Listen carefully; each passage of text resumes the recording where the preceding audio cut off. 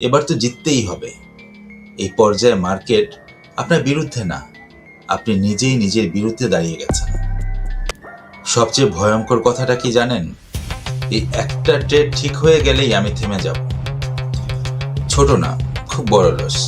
আরেকটা সুযোগ পেলেই সব ঠিক করে ফেলবো। মার্কেটের সাথে ব্যক্তিগত যুদ্ধ করা।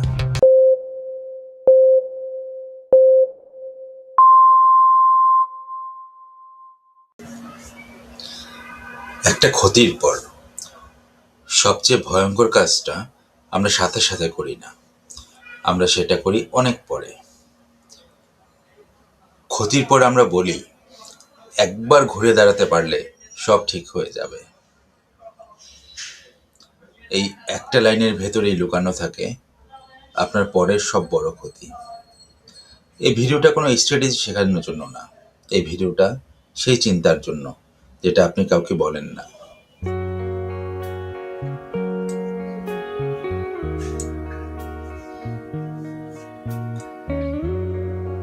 একদিন আপনি একটা ট্রেড নিলেন, বিশ্বাস করে, অ্যানালাইসিস করে, ফলাফল লস হলো। ছোট না, খুব বড় লস, কিন্তু আপনার আত্মবিশ্বাসের চেয়েও বড়। আপনি তখন নিজেকে বললেন, টাইমিংটা ভালো ছিল না, মার্কেটটা খারাপ ছিল, আরেকটা সুযোগ পেলেই সব ঠিক করে ফেলবো। এখানেই শুরু হয় গল্পটা।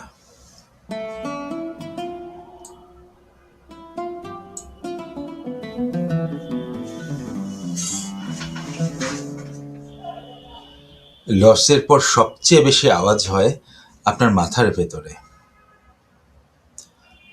আমি এমন ভুল করি না, আমি জানি এটা উঠবে, একবার যদি এই টাকা তুলে নিতে পারি। আপনি কিন্তু আসলে টাকা ফেরত চান না, আপনি চান নিজেকে প্রমাণ করতে। আর সাইকোলজি এটাকে বলে ইগো রিকভারি মুড।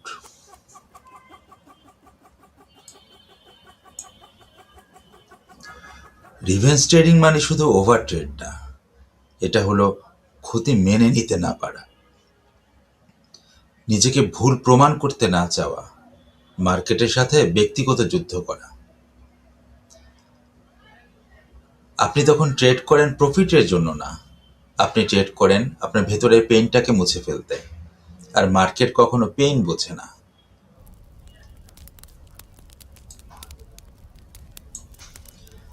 সবচেয়ে ভয়ঙ্কর কথাটা কি জানেন?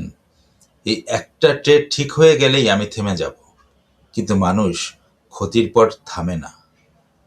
মানুষ থামে ইমোশন শেষ হয়ে গেলে, আর ইমোশন শেষ হয় অ্যাকাউন্ট শূন্য হয়ে গেলে।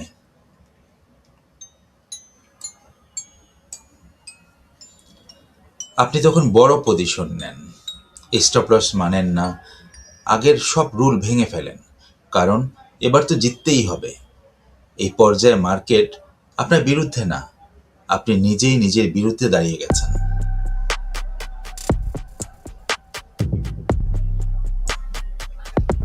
রাত আসে, মার্কেট বন্ধ, কিন্তু চিন্তা চালু আছে।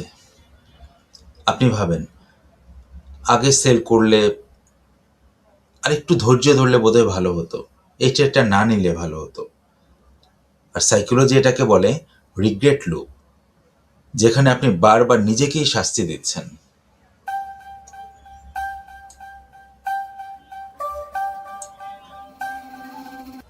এই পুরো যাত্রায় আপনি শুধু টাকা হারাননি, আপনি হারিয়েছেন নিজের উপর বিশ্বাস, নিজের সিদ্ধান্তের উপর ভরসা, মার্কেটের প্রতি রেসপেক্ট। আর সবচেয়ে বড় ক্ষতি, আপনি নিজেকে ছোট ভাবতে শুরু করেছেন।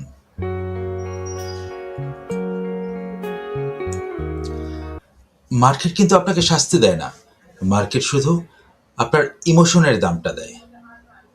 যেদিন আপনি বলবেন, আমি ঘুরে দাঁড়াতে চাই না, আমি শান্ত থাকতে চাই, সেদিন থেকেই আপনি সত্যিকারের ইনভেস্টর হবেন।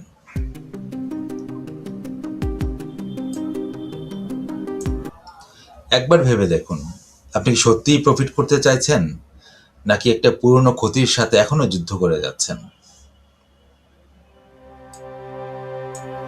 এই ভিডিওটা লাইক দেওয়ার জন্য না, কমেন্ট করুন, যদি একটা লাইন আপনার মনের ভেতরেও কাজ করে, একবার ঘুরে দাঁড়াতে পারলে সব ঠিক হয়ে যাবে। ভালো থাকবেন। আসসালামু আলাইকুম।